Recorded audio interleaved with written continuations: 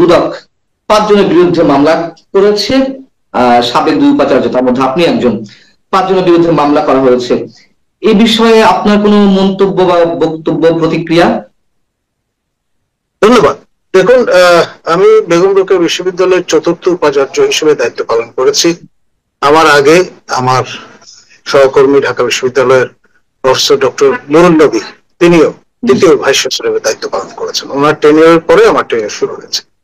আমি সেখানে দায়িত্ব গ্রহণের পরে খেয়াল করলাম যে আপনার ওই একটি হল এবং একটি ইনস্টিটিউটের ভবন নির্মাণের কাজ শুরু হয়েছে এবং প্লিন্থ লেভেল পর্যন্ত সেটি সম্পন্ন হয়েছে, অর্থাৎ আপনার বেসমেন্টটা তৈরি হয়ে গেছে।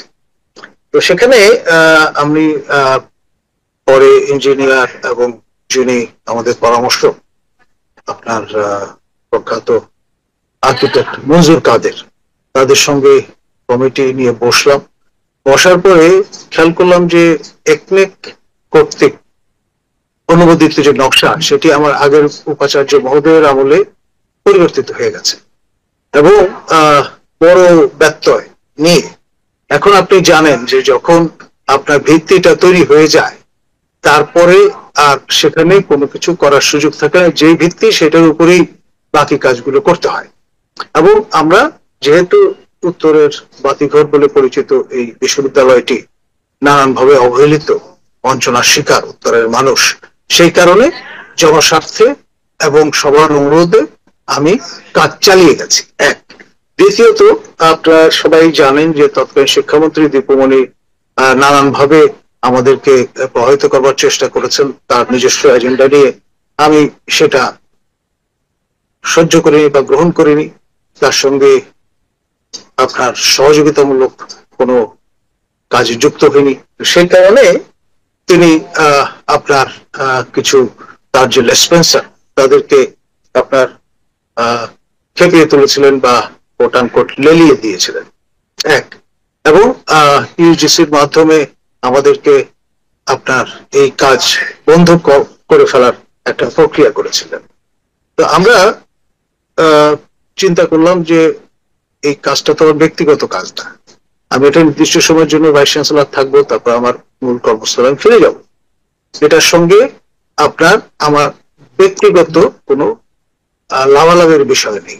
তো সেই কারণে আমি আমার কমিটি যেটি ছিল তাদের পরামর্শে সিন্ডিকেটে জানান দিয়ে অনুমোদন নিয়ে আমরা কাজ অব্যাহত রেখেছি এবং আপনার ওই ঠিকাদারদের যে কশন মানি ছিল সেই টাকাটা থেকে তারাই বলেছে এটা আমাদের টাকা, এটা সরকারের টাকা না, আমাদেরকে এই টাকা থেকে অ্যাডভান্স দিয়ে দেন, আমরা কাজটা কন্টিনিউ করি, যাতে যেই রড, বালি, সিমেন্ট, ইট যেগুলো অলরেডি প্রকিউর করা হয়েছে সেগুলো এমনি ফেলে রাখলে নষ্ট হয়ে যাবে। তো সেই জন্য আমার কাছে মনে হয়েছে আপনার প্রতিষ্ঠানের আপনার সর্বোচ্চ কর্তৃপক্ষ হিসেবে আপনার এই কাজটি চালু রাখার জন্য সেই অর্থ খরচ করার অনুমোদন দিয়েছি এবং তারা সেটা করেছে। সেই টাকাটা কিন্তু আমি এই বিষয়ে আসবো, আমার প্রশ্ন আছে অবশ্যই। বিভিন্ন অভিযোগ থাকতেই পারে, অভিযোগ থাকলে যে সত্যতা চলে আসবে এমন কোনো কথা নয়, আবার সত্যতাও থাকতে পারে, সেগুলো অবশ্যই আইনি প্রসিডিউরের বিষয়। কিন্তু একটি প্রশ্ন এর মধ্যে জনমনের প্রশ্ন উঠেছে, আপনার এই নিউজটি গণমাধ্যমে আসার সঙ্গে সঙ্গে, যে 4 বছর, প্রায় 4 বছর তো বা 3 বছর আগের বিষয়, ইউজিসি তদন্ত করেছিল, কিন্তু হঠাৎ করে এই মুহূর্তে এসে এই মামলাটি মাথাচাড়া দেওয়ার কারণটা কি? এটার একটা রাজনীতি আছে। দেখুন, আমি সম্প্রতি টিউলিপ সিদ্দিকীর যে মামলাটা আপনার ব্রিটেনের সংশ্লিষ্ট কর্তৃপক্ষ তাকে দায় মুক্তি দিয়েছে এবং আপনার আমাদের এখান থেকে সম্মানীয় দুদকের চেয়ারম্যান এবং বাংলাদেশ ব্যাংকের গভর্নর মহোদয় তারা প্রফেসর ইউনূসের এন্টোরাজে ছিলেন এবং তাদের যে চেষ্টাটা ইমপ্রেস আপন করা ব্রিটিশ গভর্নমেন্টকে, সেটাতে তারা ফেল করেছেন, তাদের শূন্য হাতে ফিরতে হচ্ছে। এই বিষয়গুলো নিয়ে আমি সমালোচনা করেছিলাম এবং উচ্চ কণ্ঠ ছিলাম যে ব্রিটেনের যে সভারেটি সেই জায়গাটা ইনফ্রিঞ্জমেন্ট হচ্ছে এবং ইনক্লুশন হচ্ছে। এই বিষয়গুলোতে আমাদের সতর্ক থাকা উচিত। ব্রিটেন হচ্ছে গণতন্ত্রের সূতিকাগার, কমনওয়েলথের হেড, সেখানে বসবাস করেন এবং আমরা কমনওয়েলথভুক্ত দেশ এবং আমাদের প্রায় 200 বছরের একটা লিগেসি আছে। সুতরাং আমরা রাতারাতি কনফ্রন্টেশনাল একটা জায়গায় যেতে পারি না। জাতীয় স্বার্থে কিন্তু কথাগুলো বলেছি আমি, এক। আর তার আগে কন্টিনিউয়াসলি আমি এই সরকারের যত দোষ ত্রুটি এবং আপনার ব্যত্যয় সেগুলো তুলে ধরছি, এবং প্রফেসর ইউনূসের আপনার যে হ্যালোটা আছে, তাকে নিয়ে যে গদগদ ভাবটা আছে, সেটাকে আমি কোশ্চেন করেছি, প্রশ্ন করেছি। প্রফেসর ইউনূস নিজেই তো একজন দণ্ডিত ব্যক্তি হিসেবে শপথ গ্রহণ করেছেন আপনার এই দ্বিতীয় অন্তর্বর্তী সরকারের প্রধান হিসেবে। সুতরাং এগুলো রাজনৈতিক উদ্দেশ্যে আপনার মামলাগুলো দায়ের করা হয়েছিল এবং তাকে দণ্ডিত করা হয়েছিল। তো সুতরাং এখনো রাজনৈতিক বিবেচনায় ডেফিনেটলি এই মামলাটা এতদিন পরে রুজু করা হয়েছে। আমাকে কখনো জিজ্ঞেসও করা হয়নি। আমাকে নিয়ম মাফিক যেটা হলো যে আপনি প্রাথমিক যখন অনুসন্ধান করেন, তখন আপনি সংশ্লিষ্ট ব্যক্তি যাদের নামে অভিযোগ ভাবছেন আছে, তাদেরকে ডেকে তাদের তো আত্মপক্ষ সমর্থনে সরিয়ে দেবেন। সেটা কিছু করা হয়নি। হঠাৎ করে হুট করে কথা নাই বার্তা নাই আজকে এই বিষয়টা নিয়ে তারা একটা প্রেস কনফারেন্স করেছেন, করে আপনার এই 5 জনকে আপনার আসামি করে মামলা দায়েরের ঘোষণাটি দিয়েছেন। এবং খেয়াল করে দেখেন, যেহেতু আমি একজন পরিচিত মানুষ, সেই কারণে আমার ছবি দিয়ে পুরো মিডিয়া ফ্লাডেড করে ফেলা হয়েছে, অ্যাজ ইফ আমি একক আসামি, বাকি কাউকে লোকে চেনে না, এরকম ভাব। প্রফেসর নুরুল নবী আমার সহকর্মী, ঢাকা বিশ্ববিদ্যালয়ে একসঙ্গে আমরা কাজ করেছি, ঢাকা বিশ্ববিদ্যালয়ের সাবেক প্রক্টরও ছিলেন এবং তিনি একজন আপনার কৃতবিদ্য প্রফেসর। তার নাম ব্যবহার করা হয়েছে কিন্তু তার ছবি টবি কোথাও দেওয়া হয়। মানে টার্গেট হচ্ছে আমি। এখন উদ্দেশ্য হচ্ছে আমার কণ্ঠরোধ করা, আমাকে মেলাইন করা, সামাজিকভাবে স্টিগমাটাইজ করা, এবং ট্রেডিশনাল যে কায়দাটা আছে যে একজনকে যদি স্টিগমাটাইজ করা যায় তার সঙ্গে লোকজন মেলামেশা করবে না এবং তার বক্তব্য 2 বার চিন্তা করে গ্রহণ করবে ইত্যাদি। খুব দুরভিসন্ধিমূলক বিষয়টা। এবং এর পেছনে আমি বলবো প্রফেসর ইউনূস এবং খলিল রহমান যিনি নিরাপত্তা উপদেষ্টা, দুজনেই যুক্ত, এবং তাদের যোগ সাজসে এই কাণ্ডটি হয়েছে, দুদকের মাথার উপর দিয়ে গেছে। এমনটা তো অনেকে মনে করছেন যে আপনি উচ্চকণ্ঠ যে কোনো অন্যায়ের বিরুদ্ধে, এই মুহূর্তে অন্তত এই সরকারের বিরুদ্ধে। তো যদি তাই হয়ে থাকে, মামলা মোকদ্দমা দিয়ে কণ্ঠরোধ করার চেষ্টা, এটি কি কখনো সফল হয়েছে, বা এই বিষয়গুলি বুমেরাং হয়ে ওঠে কিনা সরকারের জন্য? যেমন আপনি সরকারের বিরুদ্ধে শেষ পর্যায়ে আপনি উচ্চকণ্ঠ ছিলেন, বিভিন্ন অনিয়ম দুর্নীতি এখনো আছি এবং বরাবর করবো। এবং ডিজে আমি আমাদের তৎকালীন রেজিস্ট্রার কর্নেল আবু হেনা মোস্তফা কামাল অবসরপ্রাপ্ত, তাকে সহ ঢাকা রিপোর্টার্স ইউনিটিতে প্রকাশ্যে দীপু মনির ইন্টিগ্রিটি চ্যালেঞ্জ করেছি এবং প্রেস কনফারেন্স করে পুরো বিষয়গুলো বিব্রত করেছি। এবং তার আগে আপনার এই কাজ কন্টিনিউ করার প্রয়োজনে প্রতিটি স্টেক হোল্ডারকে চিঠি দিয়ে জানান দেয়া হয়েছে যে আমরা এই কাজ করতে যাচ্ছি। মানে আমরা লুকিয়ে চুরিয়ে কোনো কাজ করেছে বলার কোনো সুযোগ, সবকিছু ট্রান্সপারেন্ট। আর এই টাকার 1 ফুটো পয়সাও তো আমার অ্যাকাউন্টে ঢোকেনি।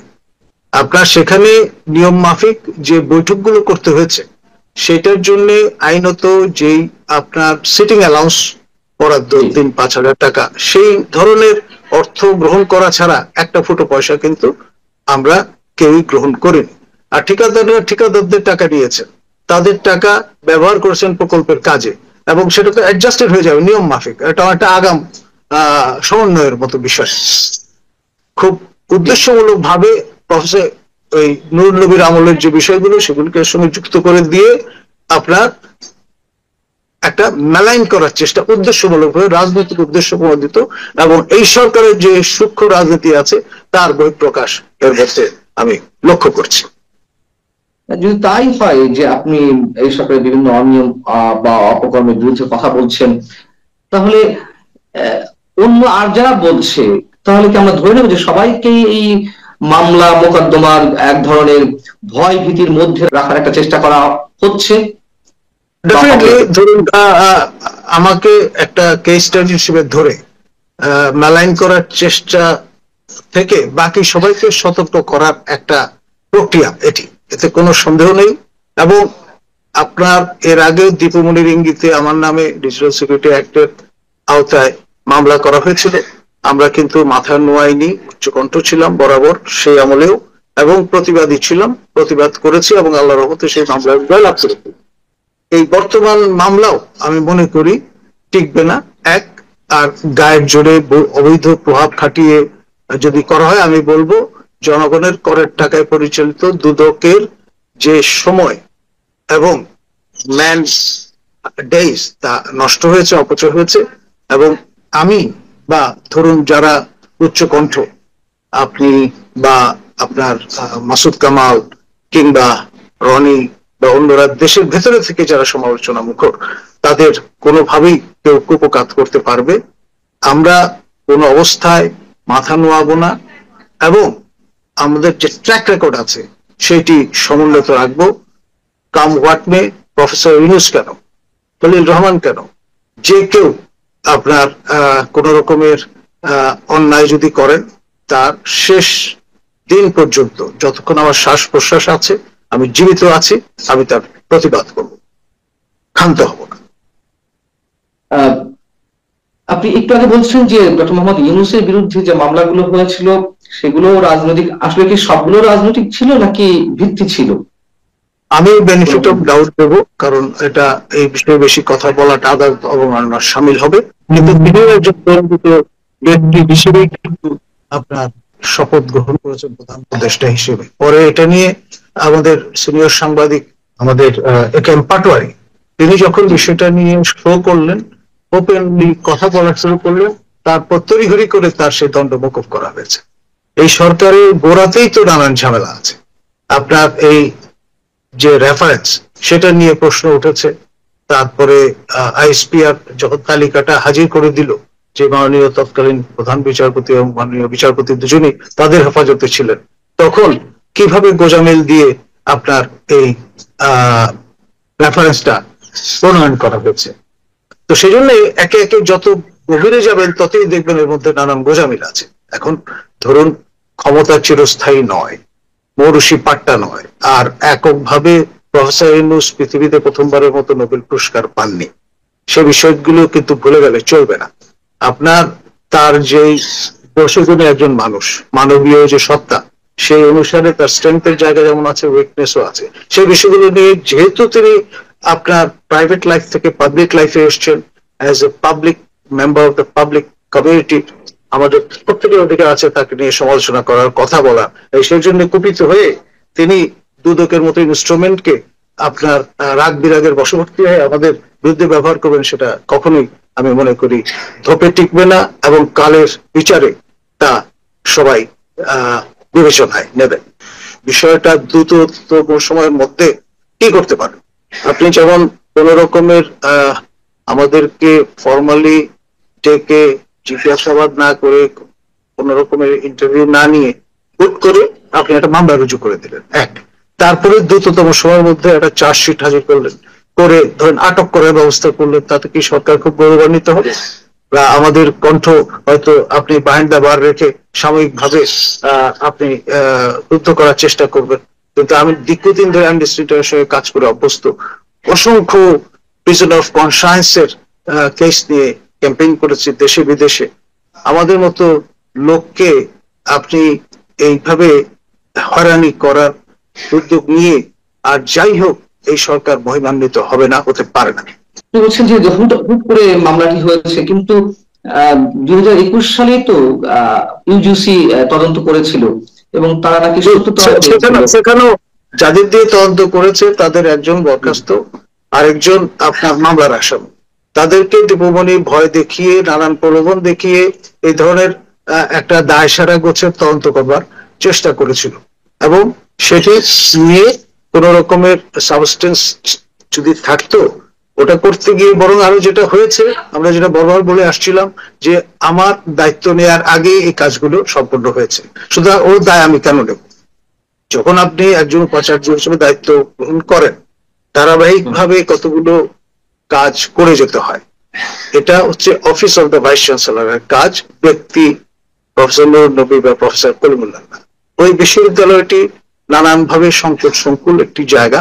আমাদের দ্বিতীয় ভাইস চ্যান্সেলর একদিন আগে অব্যাহতি পেয়েছিলেন এই দুর্নীতির অভিযোগে, প্রফেসর জলিল, রাজশাহী ইউনিভার্সিটি, এবং তিনি যেই কাজগুলো করেছিলেন সেই কারণে এই বিশ্ববিদ্যালয় স্টিগমাটাইজড হয়েছে, এবং তার নামে দুদকের মামলা জেলও খেটেছে। এখন ধরুন সবাইকে এক কাতারে ফেলে এক কায়দায় হেনস্থা করার যে অপচেষ্টা, সেটি আমি বলবো সরকারের করের, যে জনগণের যে কর দিয়ে সরকার লালন পালন করা হচ্ছে তার অপব্যবহার, ক্ষমতার অপব্যবহার, এবং ট্রেডিশনাল যে কায়দাগুলো আছে, মানুষকে ভয় দেখানো, মানুষকে বিব্রত করা, মানুষকে স্টিগমেটাইজ করা। এখন খেয়াল করে দেখেন সারা দেশ ফ্লাডেড, সবগুলো ইলেকট্রনিক প্রিন্ট মিডিয়ায় আমার নাম ফলাও করে বলা হচ্ছে। তার মানে এটা তো আমার উপকারী হচ্ছে। পুরো জনগোষ্ঠী জানে যে আমি কি কাজ করি, কেন করি, এবং কি কারণে আমাকে বিব্রত করার চেষ্টা চলছে। জি, আমি দীপমণি চেষ্টা করেছিলেন, করে সফল হলে প্রফেসর দীপমণির সঙ্গে আপনার ক্লাসটা কোথায় ছিল, দ্বন্দ্বটা কোথায় ছিল, মানে তিনি কেন তিনি নানান রকম অন্যায় আবদার করতেন, আমি সেটা কমপ্লাই উইথ করিনি, এক। আচ্ছা। দ্বিতীয়ত আমি বলেছি যে উনি যে অসহযোগিতা করছেন সেটি আমি পাবলিক করে দেবো, এবং প্রেস কনফারেন্স করে 14টা প্রায় টেলিভিশনে আমি লাইভ প্রেস কনফারেন্স করেছিলাম। তখন থেকে তিনি আমাকে মেলাইন করবার চেষ্টা করছেন, মিডিয়াতে আমাকে এক ধরনের বিতর্কিত চরিত্রে রূপান্তরিত করার জন্য একই নিউজ বারবার করবার চেষ্টা করেছেন। পরে বিষয়টা হয়েছে আমি এক ধরনের জাতীয় পরিচিতি অর্জন করেছি, এবং আমি এই প্রফেসর ইউনূসের আমলে যেটা পেলাম, ডেফিনেটলি দেখবেন আল্লাহর রহমতে আন্তর্জাতিক পরিচিতি লাভ করব। আমার শেষ প্রশ্ন, যদি এই যে অভিযোগে আপনার বিরুদ্ধে মামলা হয়েছে এর সত্যতা না থেকেই থাকে, যদি সত্যি সত্যি শুধুমাত্র উচ্চ কণ্ঠ যে আপনি বিভিন্ন অন্যায়ের বিরুদ্ধে, অপরাধের বিরুদ্ধে, এই কারণে যদি মামলাটি হয়ে থাকে, এবং নিশ্চয়ই আরো অনেকের বিরুদ্ধে হবে, এ করে কি আসলে শেষ রক্ষা কোনো সরকারের হয় বা হয়েছে কখনো, বা অথবা এই সরকারের জন্য হবে? দেখুন 1971 সনে আমাদের জাতীয় বীর যারা, তাদের প্রত্যেকের নামে 14 বছরের সশ্রম কারাদণ্ড আমি ছিল আপনার পুরস্কৃতকারী বিবেচনায়। আপনার নূরে আলম সিদ্দিকী বলুন, শাহজাহান সিরাজ বলুন, আসমা আব্দুর রব বলুন, আব্দুল কুদ্দুস মাখন বলুন, তাই না? তো সুতরাং এগুলো ইতিহাসের অংশ। তো এইসব আপনার বিষয় কখনো ধোপে টেকে না। আর যা কিছুই আপনি বলুন করুন না কেন, this is not the right way. Professor ইউনূসের স্ট্রাকচার, প্রফেসর ইউনূসের পেশার সঙ্গে এগুলো যায় না, এবং দায় তিনি এড়াতে পারবেন না।